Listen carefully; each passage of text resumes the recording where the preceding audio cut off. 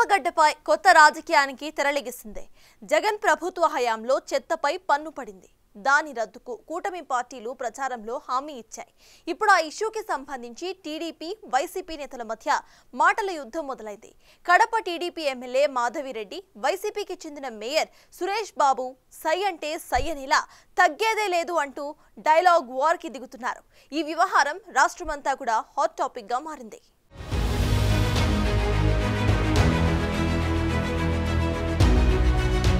కడపలో అధికార ప్రతిపక్ష పార్టీల మధ్య చెత్త వ్యవహారం పెద్ద రచ్చకు తెరలేపింది.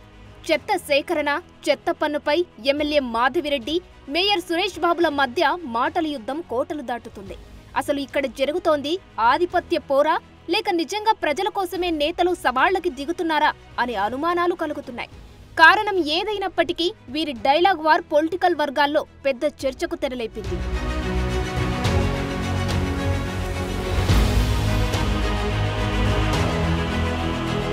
జగన్ పాలనలో చెత్త పేరిట నెల నెలా పన్ను వసూలు చేశారు. ఈ పన్ను మ్యాటర్ తీవ్ర దుమారం లేపినా డోంట్ కేర్ అంటూ వైసీపీ ముందుకు సాగింది. ఎన్నికలకు ముందు కూటమి ప్రభుత్వం వస్తే చెత్త పన్ను నిలిపివేస్తామని చంద్రబాబుతో పాటు కూటమి నేతలు హామీ ఇచ్చారు. ఇక ప్రభుత్వాన్ని ఏర్పాటు చేసిన తర్వాత ఇచ్చిన మాట మేరకు జూన్ నుంచి చెత్త పన్ను నిలిపివేస్తూ ప్రభుత్వం ఉత్తర్వులు ఇచ్చింది.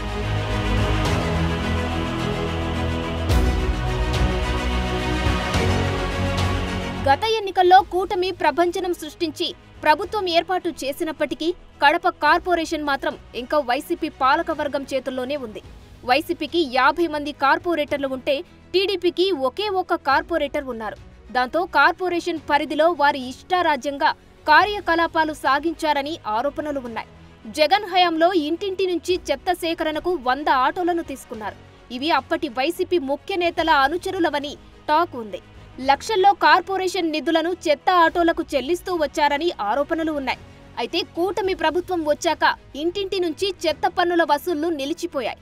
దాంతో కార్పొరేషన్పై భారం పడిందని, అందుకే చెత్త సేకరణ చేయడం లేదని విమర్శలు వస్తున్నాయి.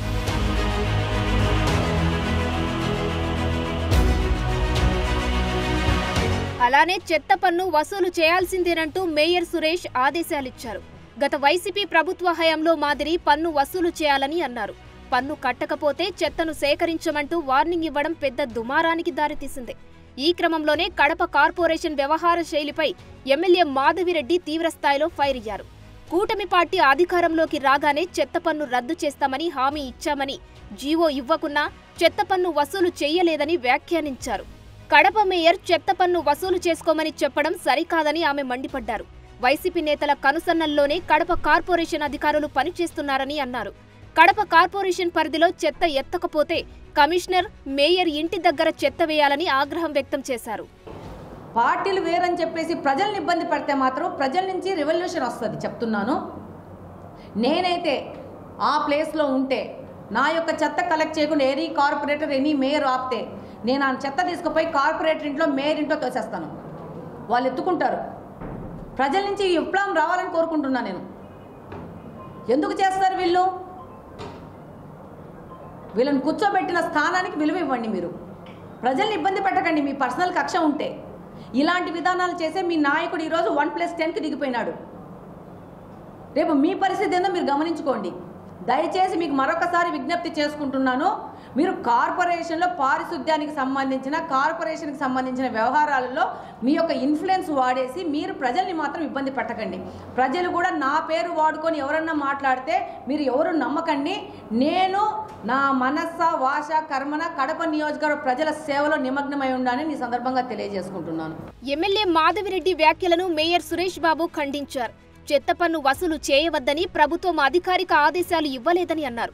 కేవలం మౌఖిక ఆదేశాలు మాత్రమే ఇచ్చారని, జీవో జారీ చేయలేదని తెలిపారు. చెత్త తొలగించడానికి కోట్ల రూపాయలు ఖర్చవుతోందని, చెత్త ద్వారా 25 లక్షలే రాబడి వస్తోందని స్పష్టం చేశారు.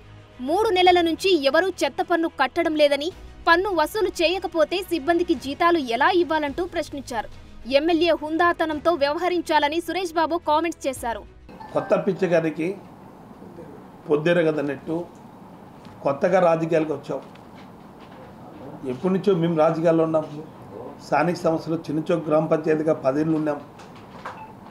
జిల్లా పరిషత్ చైర్మన్గా ఉన్నాం. జీవో చూసుకోలేదంటది. ఏదో కొత్త జీవో వచ్చినట్టు. ఆమె ఏం జీవో చూసింది? వాళ్ళ తెలుగుదేశం పార్టీ ఏమైనా కొత్త జీవో ఇచ్చినాడా? ఈరోజు అధికారంలోకి వచ్చారు. ఈ అధికారాన్ని కూడా చెత్తని మీరు కలెక్ట్ చేయొద్దని ఓ జీవో ఇవ్వలేదు. వాళ్ళు నోటి మాటతో చెత్త పన్ను వసూలు చేయొద్దండి అని ఓరల్ ఇన్స్ట్రక్షన్స్ ఇచ్చినారు అధికారులకు అందరికీ. చెత్త పన్ను కూడా వసూలు చేయడం. ఎవరికి వారు తగ్గేదేలే అంటూ నేతలు వాగ్బాణాలు సంధిస్తున్న క్రమంలో రానున్న రోజుల్లో ఈ వ్యవహారం మరింత ముదురుతోందని అభిప్రాయపడుతున్నారు. ప్రజలపై భారం పడకూడదని కూటమి ప్రభుత్వం తీసుకున్న నిర్ణయాన్ని వైసీపీ నేతలు సొంత అవసరాల కోసం కాలరాయడం సరికాదంటూ మండిపడుతున్నారు. లోకల్గా వైసీపీ పవర్ఫుల్గా ఉంటే స్టేట్లో కూటమి ఆధిపత్యంలో ఉంది. మరి ఈ పరిస్థితుల్లో ఎవరు పైచేయి సాధిస్తారని జోరుగా చర్చించుకుంటున్నారు.